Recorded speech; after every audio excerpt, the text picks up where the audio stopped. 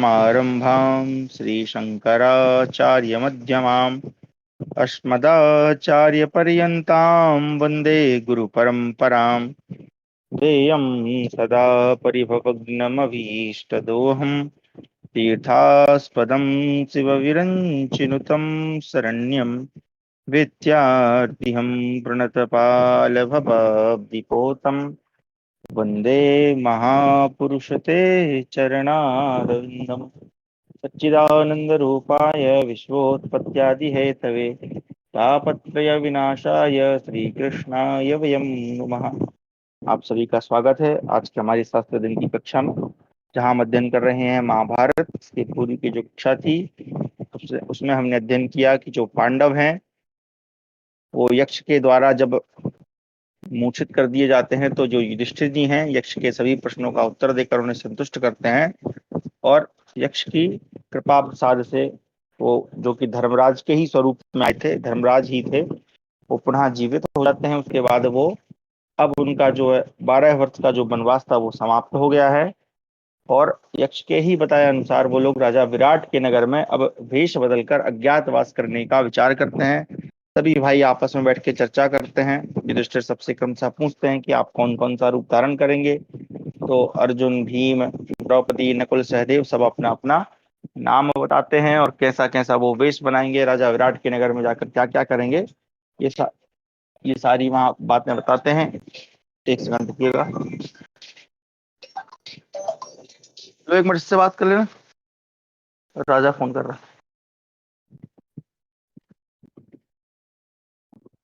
तो हाँ, क्षमा करें। तो फिर वहां पर सब आपस में चर्चा करते हैं और अब वो जो है विराट नगर की ओर प्रस्थान करते हैं। अब प्रस्थान करते समय यात्रा में वो एक स्थान पर पहुंच गए हैं। अब वहां से हम आगे बढ़ेंगे। चलिए मैं स्क्रीन शेयर करता हूँ।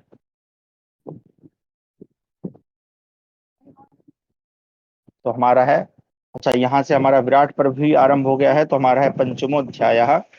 पांडवों का विराट नगर के समीप पहुंचकर स्मशान में एक समी वृक्ष पर अपने अस्त्र शस्त्र रखना। वैशंपायनोवाचो ते वीराबद्ध क्षमा करें, ते वीराबद्ध निस्त्रिंशास्तथा बद्धकलापिनः बद्धगोदाङ्गुलित्राणा कालिन्दीम् अभितो येहुः ततस्ते दक्षिणं तीरम् अन्वगच्छन् पदायतः निरुत्तवनवासा हि स्वराष्ट्रं पेप्सवस्तदा सन्तो गिरिदुर्गेषु वनदुर्गेषु धन्विना विद्यन्तो मृगजातानि महिष्वासा महाबलः उत्तरेण दधारणास्ते पंचलान दक्षिणेन च। वैशंपायन जी कहते जन्मेजय, तदनंतर वे वीर पांडव तलवार बांधे पीठ पर तूड़ीर कसे गोह के चमड़े से बने बने हुए अंगुलित्र यानी कि दस्ताने पहने पैदल पैदल चलते यमुना जी के समीप जा पहुंचे। इसके बाद वे यमुना के दक्षिण किनारे पर पैदल ही चलने लगे। उस समय उनके मन में यह अभिलाषा जाग उठी थी कि हम वनवास के कष्ट से मुक्त हो अपना राज्य प्राप्त कर लेंगे। उन सबने धनुष ले रखे थे। वे महान धनुर्धर और महापराक्रमी वीर पर्वतों और वनों के दुर्गम प्रदेशों में डेरा डालते और हिंसक पशुओं को मारते हुए यात्रा कर रहे थे। आगे जाकर वे दसार्ण से उत्तर, पांचाल से दक्षिण एवं यत्रिलोम तथा सूरसेन देशों के बीच से होकर यात्रा करने लगे। उन्होंने हाथों में धनुष धारण कर रखे थे, उनकी कमर में तलवारें बंधी थी, उनके शरीर मलिन एवं उदास थे। उन सबकी दाढ़ी मूछें बढ़ गई थी। किसी के पूछने पर वे अपने को मत्स्य देश में निवास करने के इच्छुक बताते थे। इस प्रकार उन्होंने वन से निकलकर मत्स्य राष्ट्र के जनपद में प्रवेश किया। जनपद में आने पर द्रौपदी ने राजा युधिष्ठिर से कहा, महाराज देखिए, यहाँ अनेक प्रकार के खेत और उनमें पहुंचने के लिए बहुत सी पगडंडियां दिखाई देती हैं। जानना पड़ता है विराट की राजधानी अभी दूर होगी, मुझे बड़ी थकावट हो रही है, अतः हम एक रात और यहीं रहे। युधिष्ठिर बोले, धनंजय, तुम द्रौपदी को कंधे पर उठाकर ले चलो। भारत इस वन से निकलकर हम लोग राजधानी में ही निवास करेंगे। वैशंपायन जी कहते हैं, राजन, तब गजराज के समान पराक्रमी अर्जुन ने तुरंत ही द्रौपदी को उठाकर के निकट पहुंचकर उन्हें कंधे से उतारा। राजधानी के समीप पहुंचकर कुंतीनंदन युधिष्ठिर ने अर्जुन से कहा, भैया, हम अपने अस्त्र शस्त्र कहाँ रखकर नगर में प्रवेश करें? तात यदि हम अपने आयुधों के साथ नगर में प्रवेश करेंगे तो निस्संदेह यहाँ के निवासियों को उद्वेग अर्थात भय में डाल देंगे। तुम्हारा गांडीव धनुष तो बहुत बड़ा और भारी है, संसार के सब लोगों में उसकी प्रसिद्धि है। ऐसी दशा में यदि हम अस्त्र शस्त्र लेकर नगर में चलेंगे तो यहाँ सब लोग हमें शीघ्र ही पहचान लेंगे, इसमें संशय नहीं है। यदि हम में से एक भी पहचान लिया गया तो हमें दोबारा 12 वर्षों के लिए वन में प्रवेश करना पड़ेगा, क्योंकि हमने ऐसी ही प्रतिज्ञा कर रखी है। अर्जुन ने कहा, राजन, स्मशान भूमि के समीप एक टीले पर समी का बहुत बड़ा सघन वृक्ष है। इसकी शाखाएं बड़ी भयानक हैं। इससे इस पर चढ़ना कठिन है। पांडवों, मेरा विश्वास है यहाँ कोई मनुष्य ऐसा नहीं जो अपने अस्त्र शस्त्रों को यहाँ रखते समय देख सके। यह वृक्ष रास्ते से बहुत दूर जंगल में है। इसके आसपास हिंसक जीव और सर्प आदि रहते हैं। विशेषता यह दुर्गम स्मशान भूमि के निकट है, अतः यहाँ तक किसी के आने या वृक्ष पर चढ़ने की संभावना नहीं है। इसलिए इसी समय वृक्ष पर हम अपने अस्त्र शस्त्र रखकर नगर में चलें। भारत, ऐसा करके हम यहाँ जैसा सुयोग होगा उसके अनुसार विचरण। वैशंपायन जी कहते हैं, जन्मेजय, धर्मराज राजा युधिष्ठिर से ऐसा कहकर अर्जुन वहां अस्त्र शस्त्रों को रखने के प्रयत्न में लग गए। कुरुश्रेष्ठ अर्जुन ने जिस धनुष के द्वारा एकमात्र रथ का आश्रय ले संपूर्ण देवताओं और मनुष्यों पर विजय पाई थी तथा अन्य अनेक समृद्धशाली जनपदों पर विजय पताका फहराई थी, जिस धनुष ने दिव्य बल से संपन्न असुरों आदि की सेनाओं का संहार किया था, जिसकी टंकार ध्वनि बहुत दूर तक फैलती है, उस उदार था अत्यंत भयंकर गांडीव धनुष की प्रत्यंचा अर्जुन ने उतार डाली।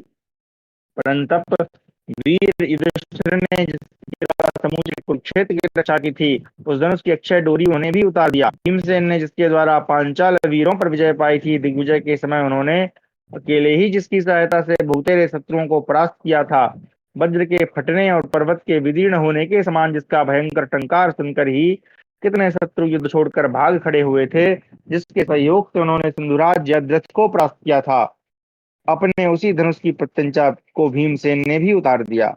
जिसका मुख तांबे के समान लाल था, जो बहुत कम बोलते थे, उन महाबाहु मातृनंदन नकुल ने दिग्विजय के समय जिस धनुष की सहायता से पश्चिम दिशा पर विजय प्राप्त की थी, समूचे कुरुकुल में जिनके समान दूसरा कोई रूपवान न होने के कारण जिन्हें नकुल कहा जाता है, जो युद्ध में शत्रुओं को रुलाने वाले सूरवीर थे, उन वीरवर नकुल ने भी अपने पूर्वोक्त धनुष की प्रत्यंचा उतार दी। शास्त्र में उदार आचार विचार वाले शक्तिशाली वीर सहदेव ने भी इसकी सहायता से दक्षिण दिशा को जीता था, उस धनुष की डोरी उतार दी। धनुषों के साथ साथ पांडवों ने बड़े बड़े एवं चमकीले खड्ग, बहुमूल्य तूड़ीर, छुरे के समान तीखी धार वाले क्षुरधार और विपाट नामक बाण भी रख दिए। वैशंपायन जी कहते हैं, राजन, तदनंतर कुंतीनंदन युधिष्ठिर ने नकुल को आज्ञा दी कि वीर, तुम इस समीप पर चढ़कर ये धनुष आदि अस्त्र शस्त्र रख दो। तब नकुल ने उस वृक्ष पर चढ़कर अपने सॉरी उसके खोखलों में, उसके जो कोटर वगैरह होंगे, धनुष आदि आयुध स्वयं अपने हाथ से रखे। उसके जो खोखले थे वे नकुल को दिव्य रूप जान पड़े, क्योंकि उन्होंने देखा वहां तिरछी वृष्टि करता है, जिससे खोखलों में पानी नहीं पड़ता। उन्हीं में उन आयुधों को रखकर मजबूत रस्सियों से अच्छी तरह बांध दिया। इसके बाद पांडवों ने एक मृतक का शव लाकर उस वृक्ष की शाखा में बांध दिया। उसे बांधने का उद्देश्य यह था कि इसकी दुर्गंध नाक में पड़ते ही लोग समझ लेंगे कि इसमें सड़ी लाश बंधी है, अतः दूर से ही वे समी वृक्ष को त्याग देंगे। परंतु पांडव इस प्रकार समी वृक्ष पर शव बांधकर उस वन में गाय चराने वाले ग्वालों और भेड़ पालने वाले गडरियों से शव बांधने का कारण बताते हुए इस प्रकार कहते हैं, यह 180 वर्ष की हमारी माता है। हमारे कुल का यह धर्म है, इसलिए हमने ऐसा किया है। हमारे पूर्वज भी ऐसा ही करते आए हैं। इस प्रकार शत्रुओं का संहार करने वाले वे कुंती पुत्र नगर के निकट आ पहुंचे। अच्छा, अब ये क्या है, इसको जरा देख लेते हैं हम नीचे ही। तब युधिष्ठिर ने क्रमशः पांचों भाइयों के जय जय विजय जयसेन और जयद्वल ये गुप्त नाम रखे। जय जयंत, विजय, जयसेन और जयद्वल। तत्पश्चात उन्होंने अपनी प्रतिज्ञा के अनुसार 13वें वर्ष का अज्ञातवास पूर्ण करने के लिए मत्स्य राष्ट्र के उस विशाल नगर में प्रवेश किया। अब ये क्या था, इसको पढ़ लेते हैं। पांडव लोग सब बंधी हुई शाखा की उंगली से संकेत करके कहते हैं, यह हमारी माता है।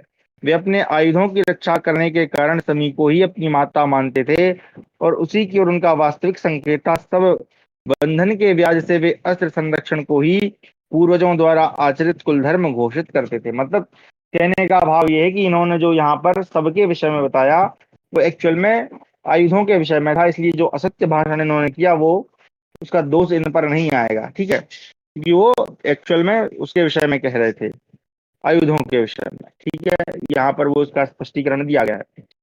युधिष्ठिर द्वारा दुर्गा देवी की स्तुति और देवी का प्रत्यक्ष प्रकट होकर उन्हें वर देना। वैशंपायनोवाच विराट नगरम रम्यम गच्छमानो युधिष्ठिरा अस्तु वन्मनसा देवीं दुर्गां त्रिभुवनेश्वरीं यथोदागर्भ संभूता नारायण प्रियां नंदगोपकुले जाता मंगल्यां कुलवर्धिनीं कंसविद्रावणकरीं असुराणां क्षयंकरीं शिलातटविनिक्षिप्ताम् आकाशं प्रतिगामिनीं वासुदेवस्य भगिनीं दिव्यमाल्यविभूषितां दिव्यांबरधरां देवीं खड्गखेटकधारिणीं जो यशोदा के गर्भ से प्रकट हुई हैं, जो भगवान नारायण अत्यंत प्रिय हैं, नंदगोप के कुल में जिसने अवतार लिया उन सबका मंगल करने वाली तथा कुल को बढ़ाने वाली, जो कंस को भयभीत करने वाली और असुरों का संहार करने वाली, कंस के द्वारा पत्थर की शिला पर पटकी जाने पर जो आकाश में उड़ गई थी, जिनके अंग दिव्य गंधमाला एवं आभूषणों से विभूषित हैं, जिसने दिव्य वस्त्र धारण कर रखा है, जो हाथों में ढाल और तलवार धारण करती हैं, वसुदेव नंदन श्री कृष्ण की भगिनी उन दुर्गा देवी का मैं चिंतन करता हूँ। पृथ्वी का भार उतारने वाली पुण्यमयी देवी, तुम सबका सदा कल्याण करने वाली हो। जो लोग तुम्हारा स्मरण करते हैं, निश्चय ही तुम उन्हें पाप और उसके फल स्वरूप होने वाले दुख से उबार लेती हो, ठीक उसी तरह जैसे कोई पुरुष कीचड़ में फंसी हुई दुर्बल गाय का उद्धार कर देता है। तत्पश्चात भाइयों सहित राजा युधिष्ठिर ने देवी के दर्शन का विलास रखकर नाना प्रकार के स्तुति परक नामों द्वारा उन्हें संबोधित करके पुनः उनकी स्तुति प्रारंभ की। इच्छानुसार उत्तम वर देने वाली देवी, तुम्हें नमस्कार है। सच्चिदानंदमयी कृष्णे, तुम कुमारी और ब्रह्मचारिणी हो। तुम्हारी अंग कांति प्रातः प्रभात कालीन सूर्य के सदृश लाल है। तुम्हारा मुख पूर्णिमा के चंद्रमा की भांति आह्लाद प्रदान करने वाला है। तुम चार भुजाओं से शोभित विष्णु रूपा और चार मुखों से अलंकृत ब्रह्म स्वरूपा हो। तुम्हारे नितंब और रोज पीन हैं। तुमने मोर पंख का कंगन धारण किया है तथा केयूर और अंगद पहन रखे हैं। देवी, भगवान नारायण की धर्मपत्नी लक्ष्मी जी के समान तुम्हारी शोभा हो रही है। आकाश में विचरने वाली देवी, तुम्हारा स्वरूप और ब्रह्मचर्य परम उज्ज्वल है।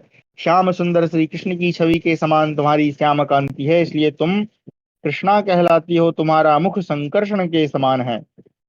तुम वर और अभय मुद्रा धारण करने वाली हो। ऊपर उठी हुई दो को इंद्र की ध्वजा के समान धारण करती हो। तुम्हारे तीसरे हाथ में पात्र, चौथे में कमल और पांचवें में घंटा शोभित है। छठवें हाथ में पास, सातवें में धनुष तथा आठवें में महान चक्र शोभा पाता है। यही तुम्हारे नाना प्रकार के आयुध हैं। इस पृथ्वी पर स्त्री का जो विशुद्ध स्वरूप है, वही तुम हो। कुंडल मंडित कर्ण युगल तुम्हारे मुखमंडल की शोभा बढ़ाते हैं। देवी, तुम चंद्रमा से होड़ लेने वाले मुख से शोभित होती हो। तुम्हारे मस्तक पर विचित्र मुकुट हैं। बंधे हुए केशों की बेणी सांप की आकृति के समान कुछ और ही शोभा दे रही है। यहाँ कमर में बंधी हुई सुंदर करधनी के द्वारा तुम्हारी ऐसी शोभा हो रही है मानो नाग से लपेटा हुआ मंदराचल हो। तुम्हारी मयूर पुच्छ से चिन्हित ध्वजा आकाश में ऊंची फहरा रही है, उससे तुम्हारी शोभा और बढ़ गई है। तुमने ब्रह्मचर्य धारण करके तीनों लोकों को पवित्र कर दिया है। देवी, इसलिए संपूर्ण देवता तुम्हारी स्तुति और पूजा भी करते हैं। तीनों लोगों की रक्षा के लिए महिषासुर का नाश करने वाली देवेश्वरी, मुझ पर प्रसन्न होकर दया करो, मेरे लिए कल्याणमयी हो जाओ। तुम जया और विजया हो। तुम जया और विजया हो। तुम ही संग्राम में विजय दिलाने वाली होता है। मुझे भी विजय दो। इस समय तुम मेरे लिए वरदायिनी हो जाओ। पर्वतों में श्रेष्ठ विंध्याचल पर तुम्हारा सनातन निवास है। काली काली महाकाली, तुम खड्ग और खड़वांग धारण करने वाली हो। जो प्राणी तुम्हारा अनुसरण करते हैं उन्हें तुम पर करने वाली देवी, जो मनुष्य अपने पर आए संकट का भार उतारने के लिए तुम्हारा स्मरण करते हैं तथा जो मानव प्रतिदिन प्रातः काल तुम्हें प्रणाम करते हैं, उनके लिए इस पृथ्वी पर पुत्र अथवा धन धान्य आदि कुछ भी दुर्लभ नहीं है। दुर्गे, तुम दुसह दुख से उद्धार करती हो, इसलिए लोगों के द्वारा दुर्गा कहती हो। जो दुर्गम वन में कष्ट पा रहे हो, महासागर में डूब रहे हो अथवा लुटेरों के बस में पड़ गए हो, उन सब मनुष्यों के लिए तुम ही परम गति हो। तुम ही उन्हें संकट से मुक्त कर सकती हो। महादेवी, पानी में तैरते समय, दुर्गम मार्ग में चलते समय और जंगलों में भटक जाने पर जो तुम्हारा स्मरण करते हैं, वे मनुष्य क्लेश नहीं पाते। तुम ही कीर्ति, श्री, धृति, सिद्धि, लज्जा, विद्या, संतति, मति, संध्या, रात्रि, प्रभा, निद्रा, ज्योत्सना, कांति, क्षमा और दया हो। तुम पूजित होने पर मनुष्यों के बंधन, मोह, पुत्रनाश और धननाश का संकट, व्याधि, मृत्यु, संपूर्ण भय नष्ट कर देती हो। मैं भी राज्य से भ्रष्ट हूँ, इसलिए तुम्हारी शरण में आया हूँ। कमल दल के समान विशाल नेत्रों वाली देवी, देवेश्वरी, मैं तुम्हारे चरणों में मस्तक रखकर प्रणाम करता हूँ, मेरी रक्षा करो। ये हमारे लिए वस्तुतः सत्य स्वरूपा बनो, अपनी महिमा को सत्य कर दिखाओ। शरणागतों की रक्षा करने वाली भक्त वत्सले दुर्गे, मुझे शरण दो। इस प्रकार स्तुति करने पर देवी दुर्गा ने पांडुनंदन युधिष्ठिर को प्रत्यक्ष दर्शन दिया तथा राजा के पास आकर यह बात कही। देवी बोली, महाबाहु राजा युधिष्ठिर, मेरी बात सुनो। समर्थ राशि गृही तुम्हें संग्राम में विजय प्राप्त होगी। मेरे प्रसाद से कौरव सेना को जीतकर उसका संहार करके तुम निष्कंटक राज्य करोगे और पुनः इस पृथ्वी का सुख भोगोगे। राजन, तुम्हें भाइयों सहित पूर्ण प्रसन्नता प्राप्त होगी। मेरी कृपा से तुम्हें सुख और आरोग्य सुलभ होगा। लोक में जो मनुष्य मेरा कीर्तन और स्तवन करेंगे वे पाप रहित होंगे और मैं संतुष्ट होकर उन्हें राज्य, बड़ी आयु, निरोग शरीर और पुत्र प्रदान करूंगी। राजन, जैसे तुमने मेरा स्मरण किया, इसी प्रकार जो लोग परदेश में रहते समय नगर में युद्ध में शत्रुओं द्वारा संकट प्राप्त होने पर घने जंगलों में, दुर्गम मार्ग में, समुद्र में तथा गहन पर्वत पर भी मेरा स्मरण करेंगे, उसके लिए संसार में कुछ भी दुर्लभ न होगा। पांडवों, जिस उत्तम स्रोत को भक्ति भाव से सुनेगा या पढ़ेगा उसके संपूर्ण कार्य सिद्ध हो जाएंगे। मेरे कृपा प्रसाद से विराट नगर में रहते समय तुम सब लोगों को कौरव गण अथवा उस नगर के निवासी मनुष्य नहीं पहचान सकेंगे। शत्रुओं का दमन करने वाले राजा युधिष्ठिर से ऐसा कहकर वरदायिनी देवी दुर्गा पांडवों की रक्षा का भार ले वहीं अंतर्धान हो गई। इस प्रकार हमारा 6वां अध्याय पूरा हुआ। 7वां अध्याय, युधिष्ठिर का राजसभा में जाकर विराट से मिलना और वहां आदर पूर्वक निवास पाना। वैशंपायनो वाचो, ततस्तु ते पुण्यतमां शिवां सुवां महर्षि गंधर्व निषेवितोदकां लोककान्तामवतीर्य जाह्नवीं ऋषींश देवाश्च पितॄन् तर्पयन् वर प्रदानं ह्यनुचिन्त्य पार्थिवो हुताग्निहोत्रा कृतजप्यमङ्गलः दिशं तथैन्द्रियमभिता प्रपेदिवान् कृताञ्जलिः धर्ममुपाहय छन्नहि। वैशंपायन जी कहते हैं, राजन, तदनंतर पांडवों ने परम पवित्र कल्याणमयी मंगल स्वरूपा त्रिभुवन कमनीया गंगा में, इसके जल का महर्षि और गंधर्वगण सदा सेवन करते हैं, उतरकर देवताओं और ऋषियों तथा पितरों का तर्पण किया। तत्पश्चात राजा युधिष्ठिर अग्निहोत्र जप और मंगल पाठ करके धर्मराज के दिए हुए वरदान का चिंतन करते हुए पूर्व दिशा की ओर चले और हाथ जोड़कर धीरे धीरे धर्मराज का स्मरण करने लगे। युधिष्ठिर बोले, मेरे पिता प्रजापति धन वरदायक देवता हैं। उन्होंने प्रसन्न चित्त होकर मुझे वर दिया है। मैंने प्यास से पीड़ित हो जल की इच्छा से अपने भाइयों को भेजा था। मेरी प्रेरणा से ही वे एक सरोवर में उतरे, परंतु उस वन में श्रेष्ठ यक्ष के रूप में आए हुए उन धर्मराज ने मेरे भाइयों को उसी प्रकार धराशायी कर दिया जैसे वज्रधारी इंद्र महान संग्राम में दानवों को मार गिराते हैं। तब मैंने वहां जाकर उनके प्रश्नों का उत्तर दे उन वरदायक गुरु रूप पिता को संतुष्ट किया। उस समय प्रसन्नोद भगवान धर्म ने बड़े स्नेह से मुझे हृदय से लगाया और वर देने के लिए उद्यत हो मुझसे कहा, पांडुनंदन, तुम जो कुछ चाहते हो वह मुझसे मांग लो, मैं तुम्हें वर देने के लिए आकाश में खड़ा हूँ, मेरी ओर देखो। तब मैंने अपने पिता भगवान धर्मराज से कहा, प्रभु, मेरी बुद्धि सदा धर्म में ही लगी रहे तथा ये मेरे छोटे भाई जीवित हो जाएं और पहले जैसा रूप, युवावस्था एवं बल प्राप्त कर लें। हम लोगों में इच्छा अनुसार क्षमा और कीर्ति हो, हम अपने सत्य व्रत को पूर्ण कर लें। यही वर हमें प्राप्त होना चाहिए। जैसा कि मैंने बताया वैसा ही उन्होंने वर दिया। देवेश्वर धर्म ने जैसा कहा वह कभी मिथ्या नहीं हो सकता। वैशंपायन जी कहते हैं, राजन ने ऐसा कहकर धर्मात्मा युधिष्ठिर उस समय धर्म का ही बार बार चिंतन कर, तब धर्मदेव के प्रसाद से उन्होंने तत्काल अपने अभीष्ट स्वरूप को प्राप्त कर लिया। वे कमंडलू और पगड़ी धारण किए त्रिदंड रूपधारी तरुण ब्राह्मण बन गए। उनके शरीर पर मंजीट के रंग के सुंदर लाल वस्त्र शोभा पाने लगे तथा मस्तक पर शिखा दिखाई देने लगी। वे हाथ में कुछ लिए अद्भुत रूप में दृष्टिगोचर होने लगे। राजन, इसी प्रकार उत्तम धर्म के श्रेष्ठ फल की अभिलाषा रखने वाले उन सभी धर्मचारी महात्मा पांडवों को क्षण भर में उनके अभीष्ट वेश के अनुरूप वस्त्र, आभूषण और माला आदि वस्तुएं प्राप्त हो गईं। तदनंतर वैदूर्य के समान हरी, स्वर्ण के समान पीली अर्थात तथा लाल और काली चौसर की गोटियों सहित पांसों को कपड़े में बांधकर बगल में दबाए हुए राजा युधिष्ठिर सबसे पहले राजा के दरबार में गए। उस समय राजा विराट सभा में बैठे थे। वे बड़े यशस्वी और मत्स्य राष्ट्र के अधिपति थे। राजा युधिष्ठिर भी महान यशस्वी कौरव वंश की मर्यादा को बढ़ाने वाले तथा महानुभाव अर्थात अत्यंत प्रभावशाली थे।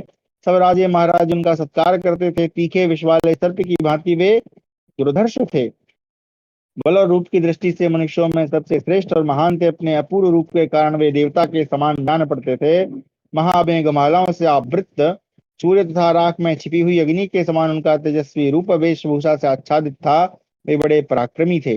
उनका मुख पूर्ण चंद्रमा के समान प्रकाशित हो रहा था। बादलों से ढके हुए चंद्रमा की भांति शोभायमान महानुभाव पांडुनंदन को आते देख राजा विराट की दृष्टि सहसा उनकी ओर आकृष्ट हो गई। निकट आने पर शीघ्र ही उन्होंने बड़े गौर से उनकी ओर देखा। मंत्री ब्राह्मण सूत मागध आदि वैश्यगण तथा अन्य जो कोई भी सभासद उनके दाएं बाएं सब ओर बैठे थे, उन सब ने राजा से पूछा, ये कौन है जो पहले पहल यहाँ पधारे हैं? ये तो ना ये तो किसी राजा की भांति ही मेरी सभा को निहार रहे हैं। इनका आवेश तो ब्राह्मण का सा है, किंतु ये ब्राह्मण नहीं हो सकते। ये नरश्रेष्ठ तो कहीं के भूपति ही होंगे, ऐसा विचार मेरे मन में उठ रहा है। परंतु इनके साथ दास रथ और हाथी घोड़े आदि कुछ भी नहीं है, फिर भी ये निकट से इंद्र के समान सुशोभित हो रहे हैं। इनके शरीर में जो लक्षण दृष्टिगोचर हो रहे हैं, उनसे यह सूचित होता है कि ये मूर्धाभिषिक्त सम्राट हैं, है ना, जिनका अभिषेक अभिषेक कर दिया गया हो वैसे सम्राट। मेरे मन में तो यही बात आती है, मैं जैसे मतवाला हाथी वे टके किसी कमलनी के पास जाता हो, उसी प्रकार बिना किसी संकोच के अर्थात व्यथा रहित होकर मेरी सभा में आ रहे हैं। इस प्रकार तर्क वितर्क में पड़े हुए राजा विराट के पास आकर नरश्रेष्ठ युधिष्ठिर ने कहा, महाराज आपको जित हूँ, मैं एक ब्राह्मण हूँ, मेरा सर्वस्व नष्ट हो गया, तो मैं आपके यहाँ जीवन निर्वाह के लिए आया हूँ। अग मैं यहाँ आपके समीप रहना चाहता हूँ, प्रभु जैसी आपकी इच्छा होगी उसी प्रकार सब कार्य करते हुए मैं यहाँ रहूंगा। युधिष्ठिर की बात सुनकर राजा विराट बहुत प्रसन्न हुए और बोले, ब्राह्मण आपका स्वागत है। तदनंतर उन्होंने राजाओं में श्रेष्ठ युधिष्ठिर को सादर ग्रहण किया। ग्रहण करके राजा विराट ने प्रसन्न मन से उनसे इस प्रकार कहा, तात मैं प्रेम पूर्वक आपसे पूछता हूँ, आप इस समय किस राजा के राज्य से यहाँ आए हैं? आप अपने गोत्र और नाम भी ठीक ठीक बताइए, साथ ही यह भी कहें कि आपने किस विद्या या कला में कुशलता प्राप्त की है। युधिष्ठिर ने कहा, महाराज विराट, मैं वैयाघ्रपद गोत्र में वैयाघ्रपद्य, ठीक है, वैयाघ्रपद गोत्र में उत्पन्न हुआ ब्राह्मण हूँ। लोगों में कंक नाम से मेरी प्रसिद्धि है। मैं पहले राजा युधिष्ठिर के साथ रहता था। वे मुझे अपना सखा मानते थे। मैं चौसर खेलने वालों के बीच पांसे फेंकने की कला में कुशल हूँ। अच्छा, ये जो है ये पांसा फेंकना इसने उनसे सीख लिया था। वो कौन से ऋषि आए थे? अरे भूल गया मैं, जो जिन्होंने उसकी कथा बताई थी राजा नल की। कौन से ऋषि थे उनका नाम? उन्होंने उन्होंने सिखाया था इसको ना। विराट बोले, ब्राह्मण मैं आपको वर देता हूँ, आप जो चाहे मांग लें, मुझे मत्स्य देश पर शासन करें। मैं आपके वश में हूँ, क्योंकि द्यूत क्रीड़ा में निपुण चतुर चालाक मनुष्य मुझे सदा प्रिय हैं। देवोपम ब्राह्मण, आप तो राज्य पाने के योग्य हैं। कृष्ण ने कहा, मत्स्यराज नरनाथ, मुझे किसी हीन वर्ण के मनुष्य से विवाद न करना पड़े, यह मैं पहला वर मांगता हूँ, तथा मुझसे पराजित होने वाला कोई भी मनुष्य हारे हुए धन को अपने पास न रखे, अर्थात मुझे दे दे। आपकी कृपा से यह दूसरा वर मुझे प्राप्त हो जाए तो मैं रह सकता हूँ। विराट बोले, ब्रह्मा, यदि कोई ब्राह्मण मनुष्य आपका प्रिय प्राण दंड दूंगा। यदि ब्राह्मणों ने आपका अपराध किया है तो उन्हें देश से निकाल दूंगा। युधिष्ठिर से ऐसा कहकर राजा विराट अन्य सभासदों से बोले, मेरे राज्य में निवास करने वाले और इस सभा में आए हुए लोगों, सुनो। जैसे मैं मत्स्य देश का स्वामी हूँ, वैसे ही एक कंक भी हैं। फिर युधिष्ठिर से बोले, कंक, आज आज से आप मेरे सखा हैं। जैसी मैं सवारी में चलता हूँ, वैसे ही आपको भी मिलेगी। पहनने के वस्त्र और भोजन पान आदि का प्रबंध भी आपके लिए पर्याप्त मात्रा में रहेगा। बाहर के राज्य कोष, उद्यान और सेना आदि तथा भीतर के धन धारा आदि की देखभाल भी आप ही करें। मेरे आदेश से आपके लिए राजमहल का द्वार सदा खुला रहेगा। आपसे कोई पर्दा नहीं रखा जाएगा। जो लोग जीविका के अभाव में कष्ट पा रहे हैं और अनुवाद के लिए, अर्थात पहले के स्थायी तौर पर दिए हुए खेत और बगीचे आदि को पुनः उपयोग में लाने के निमित्त नूतन राजाज्ञा प्राप्त करने के लिए आपके पास आवें, उनके अनुरोध पूर्ण वचन से आप सदा उनकी प्रार्थना मुझे सुना सकते हैं। विश्वास रखिए, आपके कथनानुसार उन याचकों को मैं सब कुछ दूंगा, इसमें संशय नहीं।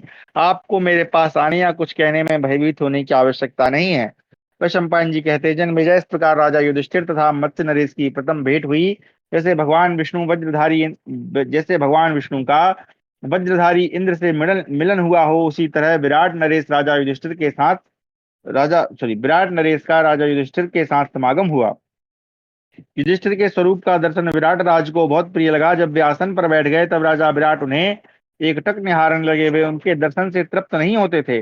जैसे इंद्र अपनी कांति से स्वर्ग की शोभा बढ़ाते हैं, उसी प्रकार राजा युधिष्ठिर उस सभा को प्रकाशित कर रहे थे। धीर स्वभाव वाले नरश्रेष्ठ युधिष्ठिर उस समय राजा विराट के साथ इस प्रकार अच्छे ढंग से मिलकर उनके द्वारा परम आदर सत्कार पाकर वहां सुखपूर्वक रहने लगे। उनका वह चरित्र किसी को मालूम नहीं हुआ। इस प्रकार 7वां अध्याय पूरा हुआ। 8वां अध्याय भीमसेन का राजा विराट की सभा में प्रवेश और राजा के द्वारा आश्वासन पाना। वैशंपायनोवाच अथ परो भीम बलः स्त्रियाज्ज्वलान् नुपाययौ सिंह विलास विक्रमः खजां च दर्वीं च करेण धारयन् अशीं च कालाङ्गमकोशमभ्रुणम् ससूदरूपः परमेण वर्चसा रविर्यथालोकमिमं प्रकाशयन् सकृष्णवासा गिरिराजसारवांस सम्मत्स्य राजं तमुपेत्य तस्थिवान। वैशंपायन जी कहते हैं जन्मेजय, तदनंतर द्वितीय पांडव भयंकर बलशाली भीमसेन सिंह की सी मस्त चाल चलते हुए राजा के दरबार में आए। वे अपने सहज तेज से प्रकाशित हो रहे थे। उन्होंने हाथ में मथानी, करछी और साग काटने के लिए काले रंग की तीखी धार वाला छुरा ले रखा था। उनका वह कुछ छुरा टूटा फूटा न था, न उससे ऊपर कोई आवरण था। वे यद्यपि रसोइये के वेश में थे तो भी अपने उत्कृष्ट तेज से इस लोक को प्रकाशित करने वाले सूर्यदेव की भांति शोभित हो रहे थे। उनके वस्त्र काले थे और उनका शरीर पर्वतराज मेरु के समान सुदृढ़ था। वे मत्स्यराज विराट के समीप आकर खड़े हो गए। अपने पास आए हुए भय भीमसेन को देखकर उन्हें प्रसन्न करते हुए राजा विराट मत्स्य जनपद के निवासी समागत सभासदों से बोले, सिंह के समान ऊंचे कंधों वाला और मनुष्यों में श्रेष्ठ यह जो अत्यंत रूपवान युवक दिखाई दे रहा है कौन है? आज से पहले कभी इसका दर्शन नहीं हुआ। यह वीर पुरुष सूर्य के समान तेजस्वी है। मैं बहुत सोच विचार कर भी इसके विषय में किसी निश्चय पर नहीं पहुंच पाता। यहाँ आने में श्रेष्ठ पुरुष का आंतरिक अभिप्राय क्या है, इस पर भी मैंने बहुत तर्क वितर्क किया, किंतु किसी वास्तविक परिणाम तक नहीं पहुंच पा रहा हूँ। इसे देखकर ही मैं सोचने लगा हूँ कि यह गंधर्वराज है या देवराज इंद्र। मेरी दृष्टि के सामने खड़ा हुआ यह युवक कौन है का पता लगा, और यह जो कुछ पाना चाहता हो वह सब इसे मिल जाना चाहिए। इसमें विलंब नहीं होना चाहिए।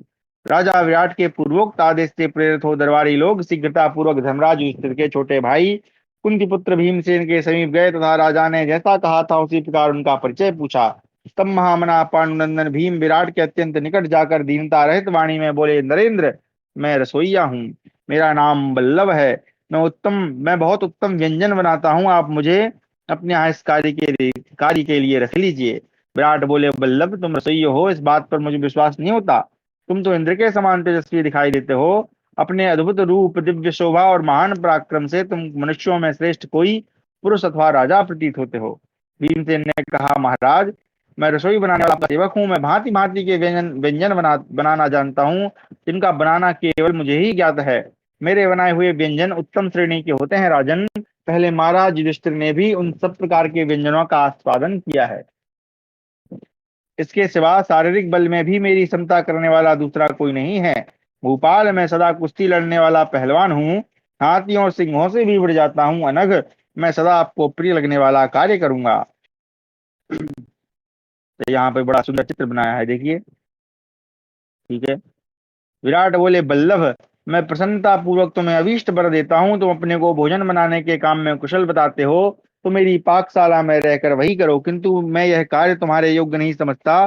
तुम तो समुद्र से घिरी हुई समूची पृथ्वी का शासन करने के योग्य हो। तथापि जैसी तुम्हारी रुचि है मैंने वैसा किया। तुम मेरी पाकशाला में अग्रणी होकर रहो। जो लोग वहां पहले से नियुक्त हैं मैंने तुम्हें उन सबका स्वामी बनाया। वैशंपायन जी कहते हैं, जन्मेजय, इस प्रकार भीमसेन पाकशाला में नियुक्त हो राजा राजा विराट के अत्यंत प्रिय व्यक्ति होकर रहने लगे। उस राज्य के किसी भी मनुष्य ने उनका रहस्य नहीं जाना और न उस पाकशाला का कोई सेवक ही उन्हें पहचान सके। इस प्रकार हमारा 8वां अध्याय समाप्त हुआ। 9वां अध्याय द्रौपदी का सैरंध्री के वेश में विराट के निवास में जाकर रानी सुदेशना से वार्तालाप करना और वहां निवास पाना। वैशंपायनोवाच तः केशान् समुत्क्षिप्य वेलिताग्रान् निन्दितान् कृष्णान् सूक्ष्मान् मृदून् दीर्घान् समुद्गृह्य शुचिस्मिता जुगुहे दक्षिणे पार्श्वे मृदून् सितलोचना वासश्च परिधायैकम् कृष्णा सुमलिनं महत् कृत्वा वेशं च सैरन्द्र्यास्ततो विचरदार्धवत् तां नरां तां नराः परिधावन्ति स्त्रियश्च समुपाद्रवन्। वैशंपायन जी कहते हैं, जन्मेजय, तदनंतर पवित्र मंद मुस्कान और कजरारे नेत्रों वाली द्रौपदी ने अपने सुंदर महीन कोमल और बड़े बड़े काले एवं घुंघराले केसों की चोटी गूंथ कर उस मृदुल अलकों को दाहिने भाग में उन मृदुल अलकों को दाहिने भाग में छिपा दिया और एक अत्यंत मलिन वस्त्र पर धारण करके सैरंध्री का आवेश बनाए वह दीन दुखियों की भांति नगर में विचरने लगी। उसे इधर उधर भटकती हुई देख बहुत सी स्त्रियां और पुरुष उसके पास दौड़े आए तथा पूछने लगे, तुम कौन हो और क्या करना चाहती हो? राजेंद्र उसके इस प्रकार पूछने पर द्रौपदी ने कहा, मैं सैरंध्री हूँ। सैरंध्री का अर्थ क्या है देख लेते हैं। सैरंध्री किसे कहते हैं, द्रौपदी ने इसके पूर्व 18वें तीसरे अध्याय के 18वें श्लोक में बताया है। ठीक है, चलो भैया, तो हमने पहले ही पढ़ लिया था। जो मुझे अपने यहाँ नियुक्त करना चाहे उसी के यहाँ मैं सैरंध्री का कार्य करना चाहती हूँ और इसलिए यहाँ आई हूँ। उसके रूप वेश और मधुर वाणी से किसी को यह विश्वास नहीं हुआ कि यह दासी है, अन्न वस्त्र के लिए यहाँ उपस्थित हुई है।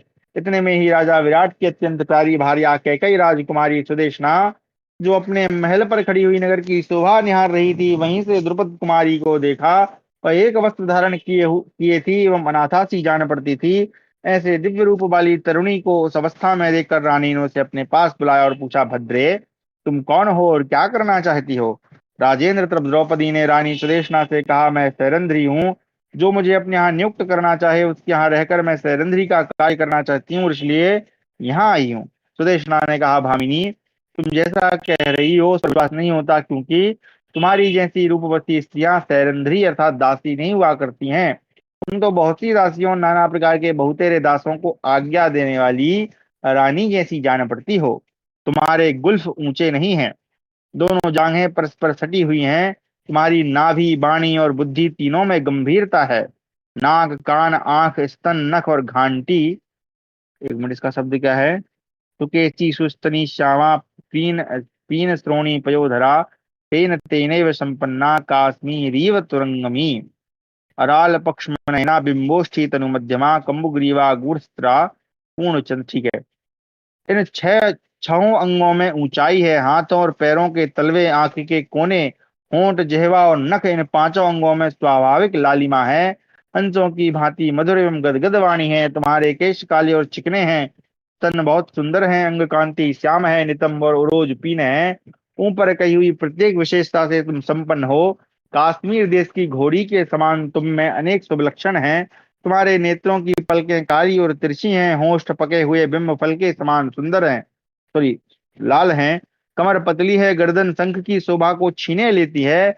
नसें मांस से ढकी हुई हैं तथा पूर्ण चंद्रमा मुख पूर्णिमा के चंद्रमा को लज्जित कर रहा है।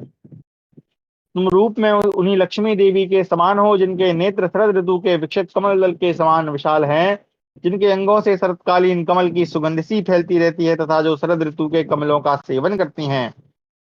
कल्याणी, बताओ तुम वास्तव में कौन हो? दासी तो तुम किसी प्रकार भी नहीं हो सकती। तुम यक्षी हो या देवी, गंधर्व कन्या हो या अप्सरा, देव कन्या हो या नाग कन्या, अथवा इस नगर की अधिष्ठात्री देवी तो नहीं हो। विद्याधरी, किन्नरी अथवा साक्षात चंद्रदेव की पत्नी रोहिणी तो नहीं हो। तुम अलम्बुषा, मिश्रकेशी, पुंडरीका अथवा मालिनी नाम की अप्सरा तो नहीं। क्या तुम इंद्राणी, वारुणी देवी, विश्वकर्मा की पत्नी अथवा प्रजापति ब्रह्मा की शक्ति सावित्री हो? तो हे देवताओं के यहाँ जो प्रसिद्ध देवियां हैं उनमें से तुम कौन हो? द्रौपदी ने कहा, रानी जी, मैं तो ना देवी, ना देवी, ना असुर पत्नी, न राक्षसी, मैं तो सेवा करने वाली सैरंध्री हूँ। क्या मैं आपसे सच सच सच कह रही हूँ? मैं केसों का श्रृंगार करना जानती हूँ, उबटन या अंगराग बहुत अच्छा पीस लेती हूँ। सुबह में मल्लिका, उत्पल, कमल, चंपा आदि फूलों के बहुत सुंदर एवं विचित्र हार भी गूंथ सकती हूँ। पहले मैं श्री कृष्ण की प्यारी पत्नी रानी सत्यभामा था कुरुकुल की एकमात्र सुंदरी, पांडवों की धर्मपत्नी द्रौपदी की सेवा में रह चुकी हूँ। मैं भिन्न भिन्न स्थानों में सेवा करके उत्तम भोजन पाती हुई विचरती हूँ। मुझे जितने वस्त्र मिल जाते हैं उतनों से ही मैं प्रसन्न रहती हूँ। स्वयं देवी द्रौपदी ने मेरा नाम मालिनी रख दिया था। जिस देवी सुदेशने, आज मैं वही सैरंध्री आपके महल में आई हूँ। सुदेशना ने कहा, सुंदरी, यदि मेरे मन में संदेह न होता तो मैं तुम्हें अपने सिर माथे पर रख लेती। यदि राजा तुम्हें चाहने न लगे, संपूर्ण चित्त से तुम पर आसक्त न हो जाएं, तो तुम्हें रखने में मुझे कोई आपत्ति न होगी। इस राजकुल में जितनी स्त्रियां हैं तथा मेरे महल में भी जो ये सुंदरियां हैं, वे सब एक तक तुम्हारी ओर निहार रही हैं। फिर कौन पुरुष ऐसा होगा जिसे तुम मोहित न कर सको? देखो, मेरे भवन में ये जो वृक्ष खड़े हैं वे भी तुम्हें देखने के लिए मानो झुके से पड़ते हैं। फिर कौन पुरुष ऐसा होगा जिसे तुम मोहित न कर लो? सुंदर सुंदर नितंबों वाली सुंदरी, तुम्हारे अंग सुंदर हैं। राजा विराट तुम्हारा यह दिव्य रूप देखते ही मुझे छोड़कर संपूर्ण चित्त से तुम्हीं पर आसक्त हो जाएंगे। निर्दोष अंगों तथा चंचल एवं विशाल नेत्रों वाली सैरंध्री, जिस पुरुष की ओर तुम ध्यान से देख लोगी वही काम के अधीन हो जाएगा। सुहांगी चारुभाषिनी, इसी प्रकार जो पुरुष प्रतिदिन तुम्हें देखेगा वही भी कामदेव के वशीभूत हो जाएगा। शुभ्रू, जैसे कोई मूर्ख मनुष्य आत्महत्या के लिए अर्थात गिरने के उद्देश्य से वृक्षों पर चढ़े, उसी प्रकार राजमहल में अथवा अपने घर में तुम्हें रखना मेरे लिए अनिष्टकारी हो सकता है। शुचिस्मिते, जैसे केकड़े की मादा अपनी मृत्यु के लिए ही गर्भ धारण करती है, उसी प्रकार तुम्हें इस घर में ठहराना मैं अपने लिए मरण के तुल्य मानती हूँ। द्रौपदी बोली, भामिनी, मुझे राजा विराट या दूसरा कोई पुरुष कभी पा नहीं सकता। 5 तरुण गंधर्व मेरे पति हैं। वे सब किसी महान शक्तिशाली गंधर्व राज के पुत्र हैं। वे ही प्रतिदिन मेरी रक्षा करते हैं तथा मैं स्वयं भी दुर्धर्ष हूँ।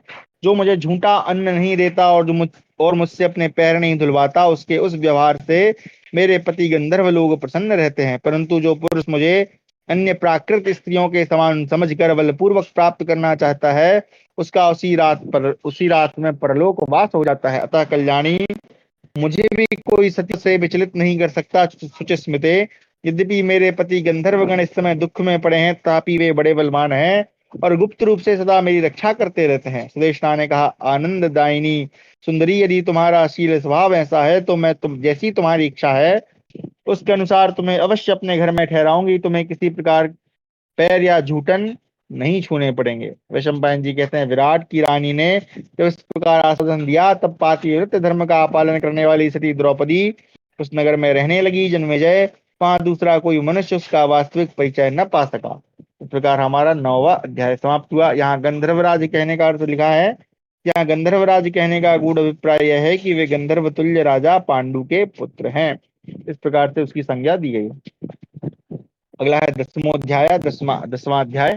सहदेव का राजा विराट के साथ वार्तालाप और गौओं की देखभाल के लिए उनकी नियुक्ति।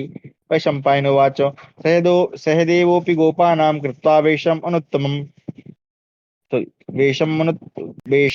वेशमनुत्तमं भाषां चैषां समास्थाय विराटं विराटम् उपयादथ गोष्ठमासाद्य तिष्ठन्तं भवनस्य समीपतः राजा स दृष्ट्वा पुरुषान् प्राणिहोज्जात विस्मया तमायान्तम् अभिप्रेक्ष्य भ्राजमानं नरर्षभं समुपास्थाय वै राजा पप्रच्छ कुरुनंदनम।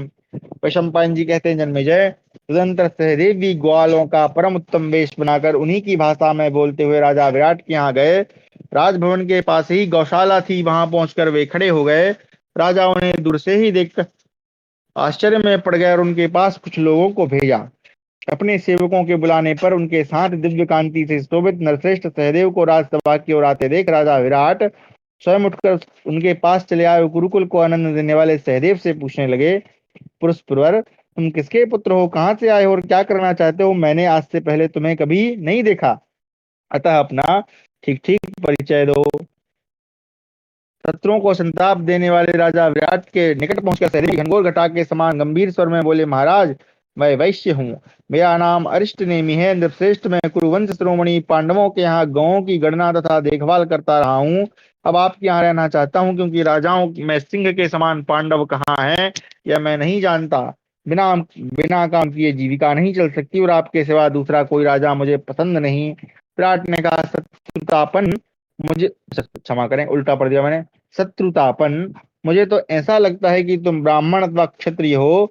समुद्र से घिरी हुई समूची पृथ्वी के सम्राट की भांति तुम्हारा भव्य रूप है, अतः मुझे अपना ठीक ठीक परिचय दो। यह वैश्य कर्म यानी गोपालन तुम्हारे योग्य नहीं है। तुम किस राजा के राज्य से यहाँ आए हो और तुमने किस कला की शिक्षा प्राप्त की है? बोलो, हमारे यहाँ कैसे सदा रह सकोगे और यहाँ तुम्हारा वेतन क्या होगा? सहदेव बोले, राजन, 5 पांडवों में सबसे बड़े भाई युधिष्ठिर हैं। उनके पास एक प्रकार की गांवों के 8 लाख झुंड थे और प्रत्येक झुंड में 100 गायें थी।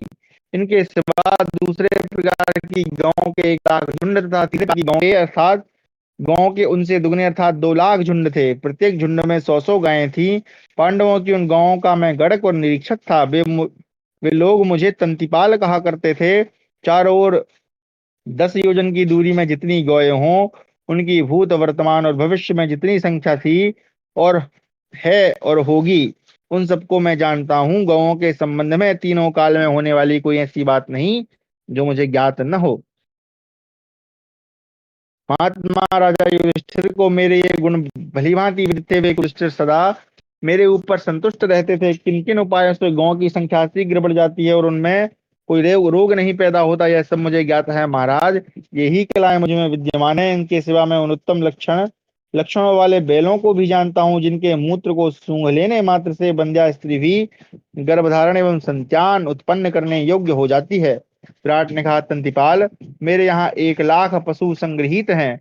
उनमें से तो कुछ एक ही रंग के और कुछ मिश्रित रंग के हैं। वे सब विभिन्न गुणों से संयुक्त हैं। मैं उन पशुओं और पशुपालक पालों को आज से तुम्हारे हाथ में सौंपता हूँ। मेरे पशु अब से तुम्हारे ही अधीन रहेंगे। वैशंपायन जी कहते हैं, इस प्रकार प्रजापालक राजा विराट से अपरिचित रहकर नरश्रेष्ठ सहदेव वहीं गौशाला में रहने लगे। दूसरे लोग भी उन्हें किसी तरह पहचान न सके। राजा ने उनके लिए उनकी इच्छा के अनुसार भरण पोषण की व्यवस्था कर दी। इस प्रकार 10वां अध्याय समाप्त हुआ। 11वां अध्याय अर्जुन का राजा विराट से मिलना और राजा के द्वारा कन्याओं को नृत्य आदि की शिक्षा देने के लिए उनको नियुक्त करना। वैशंपायनोवाच अथा परो दृश्यत रूप संपदा स्त्रीणामलंकारधरो बृहत् पुमान् प्राकार वप्रे प्रतिमुंच कुंडले दीर्घे जकम्बु परिहाटके शुभे बाहू च दीर्घान् प्रविकीर्य मूर्धजान् महाभुजो वारणतुल्य विक्रमः गतेन भूमिं प्रतिकम्पयस्तदा विराटमासाद्य समीपतः। वैशंपायन जी कहते, जन्मेजय, तदनंतर नगर की चार दीवारी के पीछे जो मिट्टी का ऊंचा टीला था, उसके समीप रूप संपदा से सुशोभित एक दूसरा पुरुष दिखाई दिया। उसका डील डौल ऊंचा था। उसने स्त्रियों के लिए उचित आभूषण पहन रखे थे तथा कानों में बड़े बड़े कुंडल और हाथों में शंख की चूड़ियां पहनकर उसने उनके ऊपर सोने के सुंदर कंगन धारण कर लिए थे। अपने बड़े बड़े केसों की लटों को खोलकर हाथों तक फैलाए हुए वह महाबाहु पुरुष उस समय हाथी के समान मस्तादी चाल से चलता और पग पग पर मानो पृथ्वी को कँपाता हुआ राजसभा के समीप राजा विराट के पास आकर खड़ा हुआ।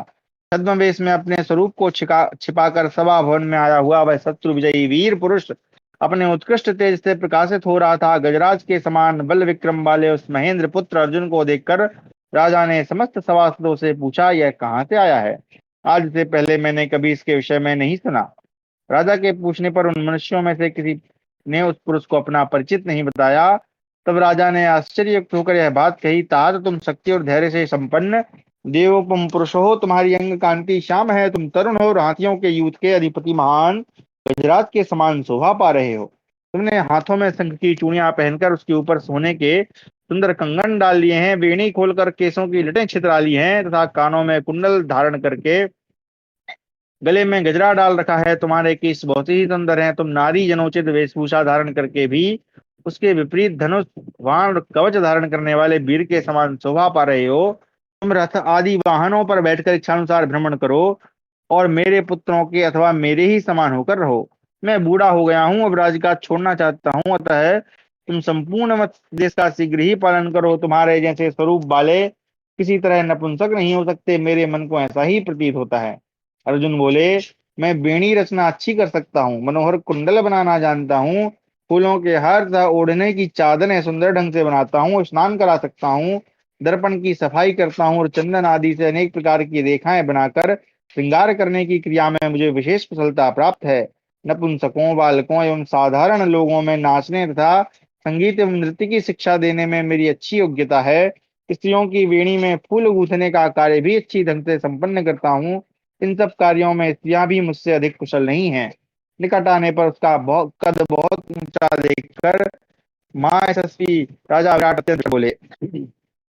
विराट ने कहा, नरदेव सिंह, ओज और बल से रहित नपुंसक का सा यह वेश तुम्हारे योग्य नहीं। तुम क्लीब होने के योग्य नहीं हो। प्रभु, तुम्हारा यह वेश भगवान भूतनाथ की भांति अशुभ वेशभूषा से विभूषित है। जैसे बादलों की घटा से आच्छादित आकाश में भी अंशुमाली सूर्य का मंडल सुशोभित होता है, उसी प्रकार इस क्लीब वेश में भी तुम पौरुष से प्रकाशित हो रहे हो। मेरा ऐसा विश्वास है कि तुम्हारी इन मोटी और अत्यंत विशाल भुजाओं को धनुष ही सुशोभित कर सकता है। अर्जुन ने कहा, नरदेव, मैं गाता, नाचता और बाजे बजाता हूँ, नृत्य कला में निपुण और संगीत कला में भी कुशल हूँ। आप उत्तरा को शिक्षा देने के लिए मुझे रख लें, मैं स्वयं राजकुमारी उत्तरा को नृत्य सिखलाऊंगा। मेरा ऐसा रूप जिस कारण से हुआ है, उसके उसे आपके सामने कहने से क्या लाभ है? वह अधिक शोक बढ़ाने वाली बात है। राजन, आप मुझे बृहन्नला समझें और पिता माता से रहित पुत्र या पुत्री मान लें। विराट बोले, बृहन्नले, मैं तुम्हें अभीष्ट वर देता हूँ, मेरी पुत्री को तथा उसके समान अवस्था वाली अन्य राजकुमारियों को नृत्य कला सिखलाओ, परंतु मुझे यह कर्म तुम्हारे योग्य जान नहीं पड़ता। तुम तो समुद्र से घिरी हुई संपूर्ण पृथ्वी के शासक होने योग्य हो। तो देखिए, कितने ही कुछ छिपा लें, लेकिन जो स्वाभाविक लक्षण होते हैं वो तो दिख ही जाते हैं। वही राजा क्या बोलते हैं, ये विराट को भी दिख रहे होंगे भाई। वैशंपायन जी कहते हैं, जन्मेजय, तदनंतर मत्स्य नरेश ने बृहन्नला की गीत, नृत्य और बाजे बजाने की कलाओं में परीक्षा करके अपने अनेक मंत्रियों से यह सलाह ली कि इसे अंतःपुर में रखना चाहिए या नहीं। फिर तरणी स्त्रियों द्वारा शीघ्र ही उसके नपुंसकत्व की जांच कराई। जब सब तरह से उसका नपुंसक होना ठीक प्रमाणित हो गया, तब यह सुन समझकर उन्होंने बृहन्नला को कन्या के अंतःपुर में जाने की आज्ञा दे दी। शक्तिशाली अर्जुन विराट कन्या उत्तरा, उसकी सखियों तथा सेविकाओं को भी गीत एवं वाद्य नृत्य कला की शिक्षा देने लगे। इससे वे उन सबके प्रिय हो गए। छद्मवेश में कन्याओं के साथ रहते हुए भी अर्जुन अपने मन को सदा पूर्ण रूप से वश में रखते और उन सबको प्रिय लगने वाले कार्य करते थे। इस रूप में वहां रहकर अर्जुन को बाहर अथवा अंतःपुर के कोई भी मनुष्य पहचान न सके। प्रकार हमारा 11वां अध्याय समाप्त हुआ। 12वां अध्याय, नकुल अश्वों की देखरेख में नियुक्त होना। वैशंपायनोवाचो, अथ परो दृश्यत पांडव प्रभु विराट राजं तरसा समीवान् तमापतन्तं ददर्शे पृथग्जनो विमुक्तमभ्रादिव सूर्यमण्डलम् स वै हयानैक्षततास तांस्ततस्ततः समीक्षमाणं स ददर्श मत्सराट् ततो ब्रवीतानुगा ताननुगान् नरेश्वरा कुतोऽयमायाति नरोमरोपमः। वैशंपायन जी कहते हैं, राजन, तदनंतर अन्य पांडव पुत्र शक्तिशाली नकुल बड़े वेग से चलते हुए राजा विराट के यहाँ आए। उन्हें आते समय साधारण लोगों ने देखा। उस समय वे मेघमाला की ओट से निकले हुए सूर्यमंडल के समान तेजस्वी जान पड़ते थे। आते ही उन्होंने इधर उधर घूमकर घोड़ों को देखना प्रारंभ किया। इस प्रकार उन अश्वों का निरीक्षण करते समय उन्हें मत्स्यराज विराट ने देखा। तब वे नरेश वहां बैठे हुए अनुचरों से बोले, पता तो लगाओ, यह देवोपम पुरुष कहाँ से आ रहा है? यह बिना कहे सुने स्वयं मेरे घोड़ों को बहुत ध्यान से देख रहा है। अतः यह अवश्य घोड़ों को पहचानने वाला और अश्वविद्या का विद्वान होगा। इसलिए इसे शीघ्र ही मेरे समीप ले आओ। यह वीर देवताओं की भांति सुशोभित हो रहा है। तत्पश्चात राजसेवकों के साथ राजा के समीप आकर शत्रुघ्न नकुल ने कहा, राजन, आपकी जय हो, आपका कल्याण हो। मैं घोड़ों को शिक्षा देने में निपुण हूँ और अनेक राजाओं से सम्मानित हूँ। मैं सदा आपके घोड़ों का चतुर सारथी हो सकता हूँ। विराट ने कहा, भद्रपुरुष, मैं तुम्हें सवारी, धन और रहने के लिए घर देता हूँ। तुम मेरे घोड़ों को शिक्षा देने वाले सारथी हो सकते हो, किंतु पहले मैं यह जानना चाहता हूँ कि तुम कहाँ से आए हो, किसके पुत्र हो और किस लिए तुम्हारा यहाँ आगमन हुआ है। तुम में जो कला कौशल हो उसे भी बताओ।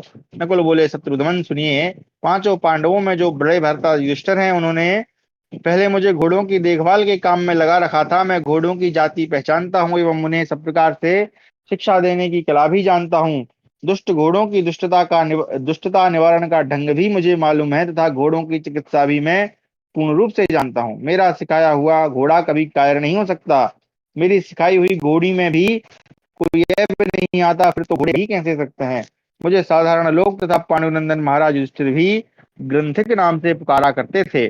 जैसे देवराज इंद्र के साथ ही मातली हैं, जैसे राजा दशरथ के संचालक सुमंत्र हैं, सॉरी रथ चालक सुमंत्र हैं, और जैसे जमदग्नि नंदन परशुराम के सूत सुमह हैं। सुमह, यहाँ पे जो परशुराम जी है उनके सूत यानी कि जो रथ चलाता है उसका नाम सुमह बताया है। उसी प्रकार मैं आपका सारथी होकर आपके घोड़ों को शिक्षा दूंगा। राजेंद्र, मैं महाराज युधिष्ठिर के आदेश से उनके यहाँ 1,00,000 अश्वों का संरक्षक रहा हूँ। विराट ने कहा, ग्रंथिक, मेरे पास जो भी घोड़े और अन्य वाहन हैं वैसे ही तुम्हारे अधीन हो जाएं। इसके सिवा जो कोई भी मेरे घोड़ों को जोतने वाले सारथी हैं, वे सब तुम्हारे अधिकार में इदम रहें। इदम क्यों लिखा, अधिकार में ही रहें लिख रहा था। देवोपम पुरुष, यदि यही कार्य तुम्हें प्रिय है तो बताओ, इसके लिए वेतन रूप कितना धन लेने का तुमने विचार किया है? यह घोड़ों की शिक्षा का कार्य तुम्हारे अनुरूप तो नहीं है। तुम तो राजा की भांति शोभा पा रहे हो और मुझे भी अत्यंत प्रिय लगते हो। आज मुझे तुम्हारा जो यहाँ दर्शन हुआ है, यह राजा युधिष्ठिर के ही दर्शन के समान मुझे अत्यंत प्रिय है। अहो, सर्वथा प्रशंसा के योग्य पांडुनंदन महाराज युधिष्ठिर सेवकों के बिना वन में कैसे रहते होंगे और उनका वहां मन कैसे लगता होगा? वैशंपायन जी कहते, राजन, प्रकार प्रसन्न हुए राजा विराट के द्वारा सम्मानित हो श्रेष्ठ गंधर्व के सदृश शोभा पाने वाले जो अवस्था संपन्न नकुल वहां रहने लगे। उनका स्वरूप बड़ा ही प्रिय और नयना भी राम था। वे नगर के भीतर विचरते रहते तो भी उन्हें राजा तथा अन्य मनुष्य किसी प्रकार पहचान न सके। जिनका दर्शन अमोघ है, वे पांडवगण इस प्रकार अपनी प्रतिज्ञा के अनुसार मत्स्य देश में रहने और एकाग्रता पूर्वक अज्ञातवास का समय व्यतीत करने लगे। वे सागर से घिरी हुई संपूर्ण पृथ्वी के अधिपति होकर भी अत्यंत कष्ट उठा रहे थे। इस प्रकार हमारा 12वां अध्याय समय समाप्त हुआ।